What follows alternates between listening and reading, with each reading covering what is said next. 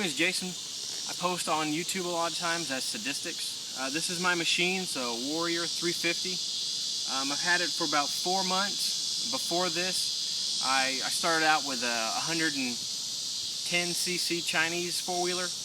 Then I moved up to a Mojave 250cc and a Blaster 200cc.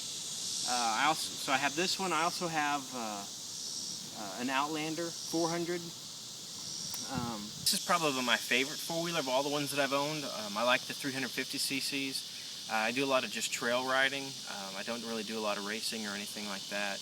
I do some small jumps, and this can handle those kinds of things. So it's been a great four-wheeler for me. My favorite thing is the electric start, because I came from the Mojave, and that kickstart's just rough sometimes.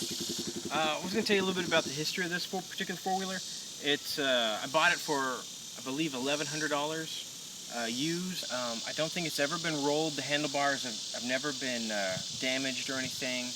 It is a 99 or 98. Only problems I've had, because I believe the previous owner who had it, he barely ever rode this thing. He said he owned it for like 2 years and had only used 1 tank of gas. So I usually have to use the choke to start it most of the time. I've personally rolled this machine twice. It wasn't, one time was in the sand, and the other time it fell into some bushes, so the plastics have always stayed pretty clean. The Yamaha Warrior doesn't come with a whole lot of storage space. This was added onto the back of the Warrior so we could put a little bit more storage. We have used this to put, well, right now, a water bottle and occasionally a camera. Underneath the seat, which only comes up with one pull of a lever. The factory kit here. Basic screwdrivers, tire plugs, stuff like that. And here you got the 12-volt battery. A little bit of extra space in front that we put, the tire plug kit. This would be the factory air box. The Warrior 350 uses a air-cooled engine, so we don't have to worry about anything like cooling system, any coolant leaks or anything like that. Very effective, very easy, and very reliable. The system from the factory is actually not very well designed.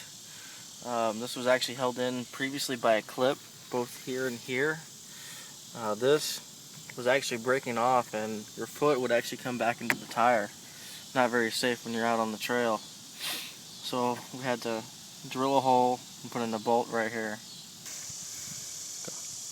The Warrior comes stock with 2 headlights. Kind of a Baja racing style with high beams and low beams. This is forward.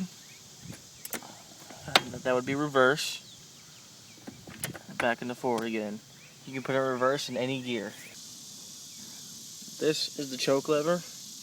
When it's all the way pushed in, the choke is off. When it's pulled all the way out, the choke is on. Get your high and low beams for headlights.